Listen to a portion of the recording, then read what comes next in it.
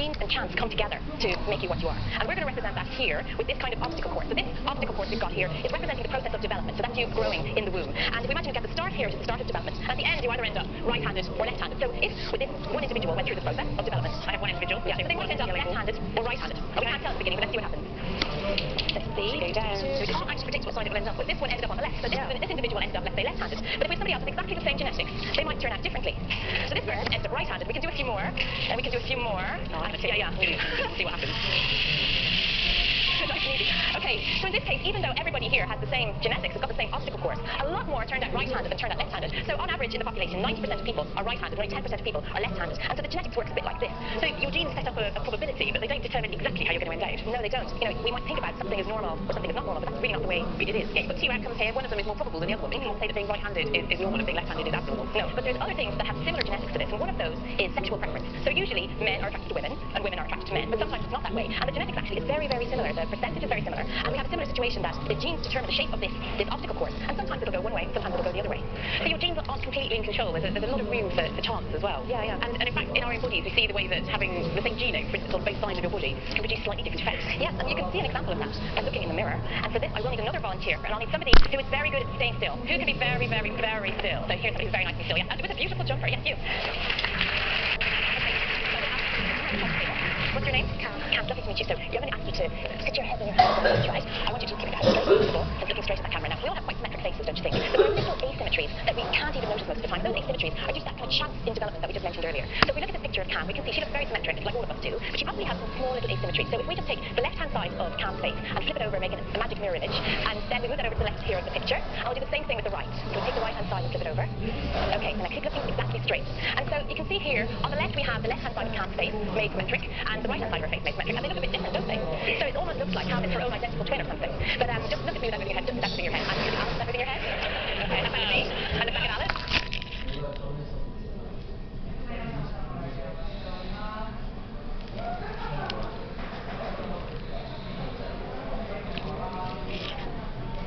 Lawrence, about the substitute building materials, to what extent is this true? Like, what materials could be substituted using these biopolymers? How much of a building could be made using these? Well, one of the first things what we can do, and which I did not have much time to explain, is on one hand you have molecules which comes from the bio world, like lactate. Actually, at this moment, reality. You can already buy polylactate materials which are fully recycled. But what I meant by it when I talk about lignin, and forgive me now to be very chemical, but lignin has as building blocks, so these units, if I may say, they contain aromatics. Aromatics are 6 rings or rings, and these can be found, for example, when you have PET flasks. PET is terephthalate, then you can have these kind of things. So what you want to do is you want to make, there are two approaches. On one hand, you want to make new polymers, which are fully renewable. You can think about lactate. You can also think about replacements of current plastics. Another approach is trying to make, in a renewable manner, the current building blocks of our current plastics. Polyethylene, polypropylene, PET, terephthalate. You can think about PVC, things like that. So that are the two approaches you have.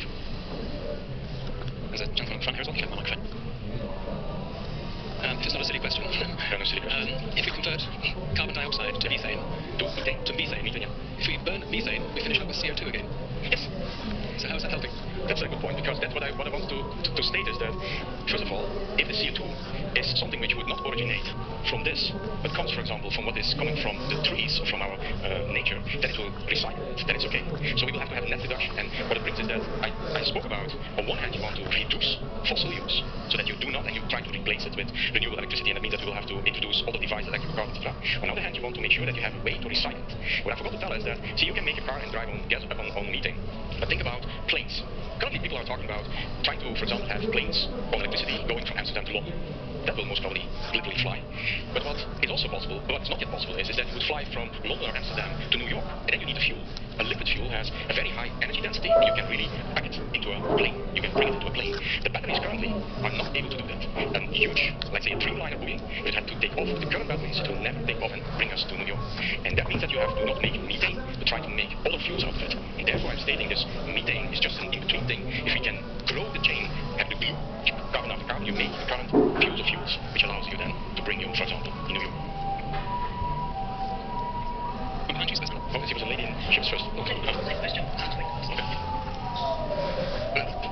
You've been talking about heterogeneous catalysis.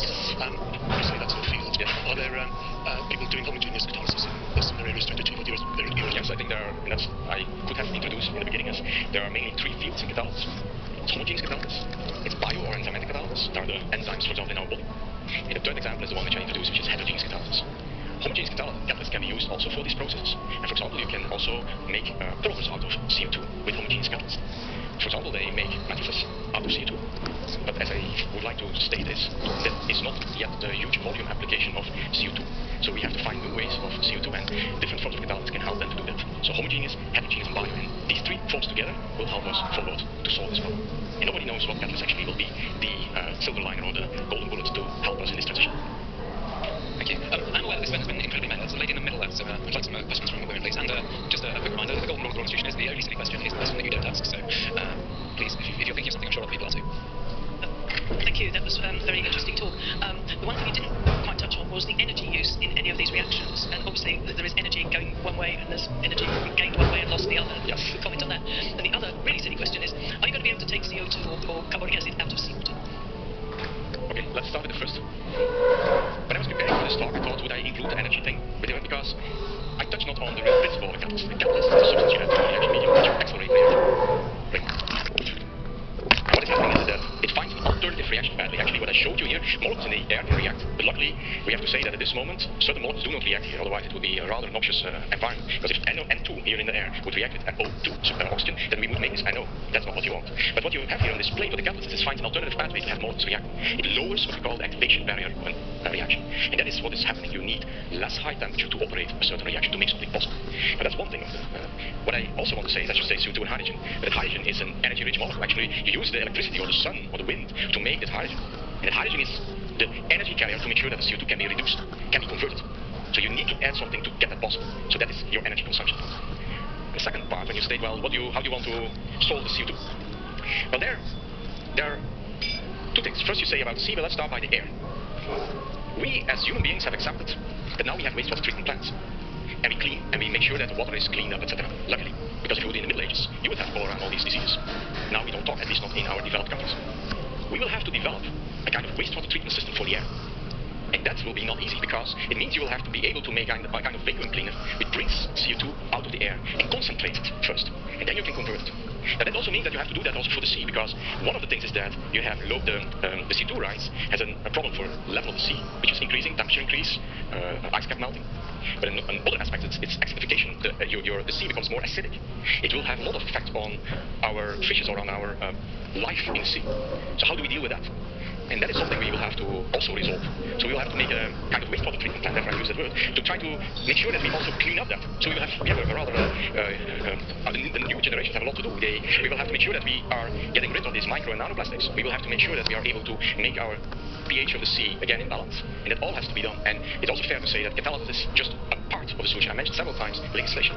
And also other people and other disciplines have to help us, because law, how you implement these things, economics. So it's a concerted action. Different disciplines will have to come together to make that possible. Thanks so much. Still time for a few more questions. There's a young man in the middle there. Can we get my friend in, please?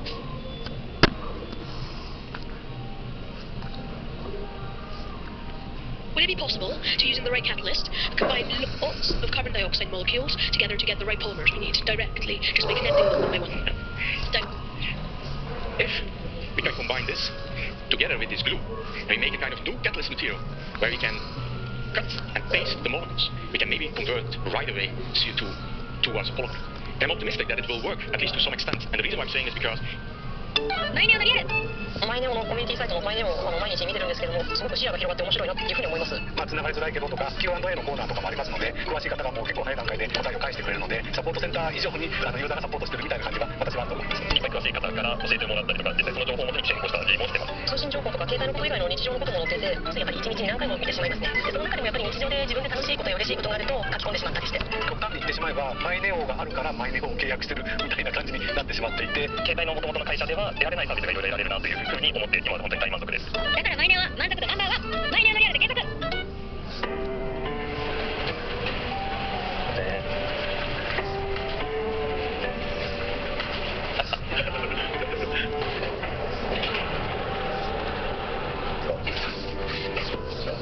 雰囲気がすごい。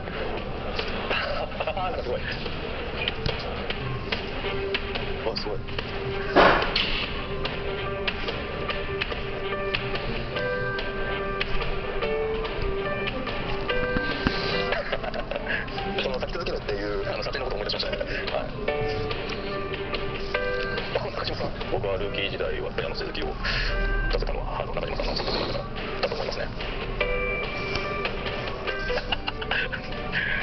大会ですかね、上原さんが登板の準備をしててこう集中してるところに僕がこうカレーライスを持ってって目の前で食べるっていうのが僕のルーティンになってましたねもう上原さんに会うたびに言われます嘘でこれも嬉しい。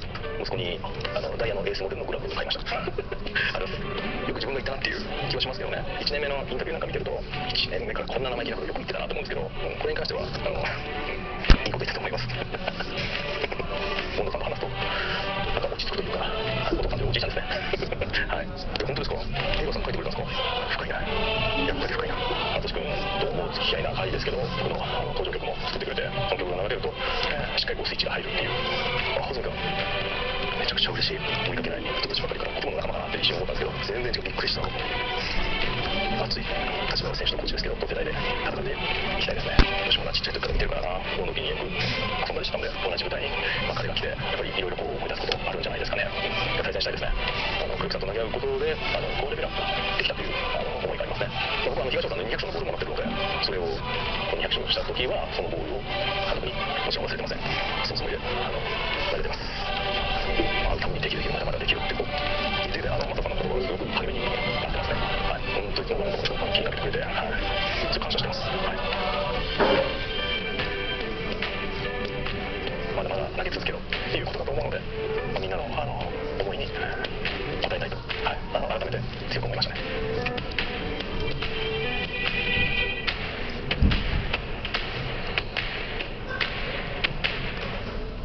In nature, we do it. Plants are able to take CO2 and water, to have, in this case, the photosynthesis system, to make polymers out of it, biopolymers. So it's able to do it already. And I'm always making the comparison. It's photosynthesis system, and I'm not saying it is not a valuable route to follow. But if you think about flying, we always have as scientists thinking that we would have to mimic a bird to fly, and that movement did not work. It was once we understood the principles of why a plane or something could take off, the Wright brothers, that we were able to make planes. So what I want to say with this is that your generation has to make sure that we have the capability to make materials, catalysts, which allows us to do this thing, not anymore to have all these in-between steps, but just tunable catalyst, which just gives you right away the product you want to make out of, in this case, CO2 and water. If you can do that, then you have this circle carbon to carbon, circle economy. Thanks very much. Any more questions? Oh, there's a gentleman in the middle here. Here. So what, you have my microphone, quicker. My wife says that to enable me to clean up the planet and do my bit for the planet, I must buy lots of platinum jewellery. Am I being done for a mug? One of the things what we try to do is to make catalysts. Now, I just removed already the platinum nanoballs, but we try to make catalysts out of materials which are not that precious, but are non-precious. If you make it, for example, out of iron, which is abundant, then it's not an issue. But it's true that if in current days we would have give to all the people on Earth a car, which is based on a fuel cell or has a catalyst at the end, built up of these noble metals, then we run into problems. So that is something we have to take into account. So it's very important that we make catalysts, these catalysts, that we design them in such a way that we are able to make it possible, and that it is for not the current population on Earth, but also for the future population on Earth, which is most probably larger than now. Some other question. You mentioned imaging and the importance of that. Obviously, being able to see exactly what the surface looks like is one thing, but actually being able to watch a reaction take place, I guess, would be the holy grail of that. How far along that process are we? Can you tell me a bit more about that? So this is the core of my field, which is called what we call operando spectroscopy, a spectroscopy or microscopy of the catalyst at work while it functions. What we literally report, as you can see, I showed you molecules popping up, and that is where we want to go. How far we are in that? Well, when I started my career, this what I showed you was totally impossible. There are several things we have to develop. We have to make it possible to make movies of catalysts under realistic conditions, high temperature, high pressure. We make enormous step there. We can already do that, more or less. We want to improve spatial resolution. What I showed you, the movie with a single molecule, was 20 nanometer, something like that, 20 nanometer. So still something to go, because I talked about this 4 nanometer and 1 nanometer particles, and the molecules are even small. So that means that you want to do that. And last but not least is temporal resolution. The temporal resolution has also to be speed up. You want to make fast snapshots after the other. And we are on our way. And we can do it milliseconds and even faster and things, but bond breaking and bond making is occurring at timescales which I did not even discuss here today. And these things we will have to develop. Now it's important to realize I showed you experimental methods which are based on spectroscopy. Also there are other methodologies which allow you to get insights into this kind of process. So it's together with physicists, chemists, we try to push this, for engineering people, we try to push this further. And we need for that also very brilliant light sources. And for example here in the UK you have diamond. It's an X-ray light source which allows you to provide brilliant light X-rays to shine literally on these materials and bring the insights which you want to have. Can I say, actually, about a year or two ago, I actually went on Open Data Diamond Light Source, and it's a phenomenally interesting facility. So if you ever get the chance, if you're ever in Oxfordshire and they're having an Open Day, please do go, because it's an amazing place to visit. Are there any other questions that we've got? Just trying to see. There's a lady just there. Right. if you're actually trying to go from plastic back to oil? Is there any kind of business, if we can go one way, can we go the other way? So take all the leftover plastic and the garbage that's everywhere and turn it back into oil. I think the answer is that it's possible. But the question is, do we want to do what the gentleman was proposing, where we want to go right away to the product we want? Or do we need this intermediate step where we go back to an oil which is not coming from the deep parts of the earth, but we make it from plastic? I think that is already to some extent possible, that we make, for example, certain waste streams, you can make what is called pyrolysis oil. Oil is not, which is not crude oil, but is made via the pyrolysis process. And that means that that can be used again. But the question will be how we want to proceed with this. We have to try to reduce this, and still we have a lot of large installations which we want to use. Maybe a message which I not fully have conveyed to you is that there's a sense of urgency. The sense of urgency is that if you really want to fulfill the climate accord, the Paris Agreement on climate change, that we'll have to act now. Technology has a certain readiness. And the technology which we have nowadays, if we really invest in it, will only be between 10 20 years really fully operational. And that is what we will need to do here and now to make reduce. And on the other hand, we have to have a parallel path where we will develop these recycling routes, where we try to do this carbon to carbon, and we try to make sure that we get less and less dependent on this crude oil or this coal and natural gas. And that is not an or story, but an and story. It is and this and that. And both hopefully will provide us a route to this sustainability and circular economy. Okay, there's just, I think, a couple more questions. So it's a gentleman over here. Come on, my friend. Thank you very much. I don't know very much about the subject. It's a fascinating talk, thank you. I just wondered, does the catalyst get exhausted? And is there enough of the raw stuff to make the catalyst? I mean, you're talking about really rare stuff like platinum and so on. That's my concept. There's not much of it about. Is there enough for the work we need to get done with them? So this is a bit answering a previous question where we talk about, do we have sufficient materials to make our catalyst? See, if we are able to make the most optimal catalyst, we can actually also reduce it in amount. There are three parameters or three properties of a catalyst: activity, selectivity, and stability. Well, the selectivity I try to explain somehow with these scissors, but I show you one scissor is clearly better than the other, and you can cut much better your paper. I hope also you see that stability, that if I have to do a lot of things with this compared to this, that you know that a catalyst, which is this, is much more stable than the other. And activity-wise, yeah, that is a bit more difficult, but I already explained that this would be then speed-wise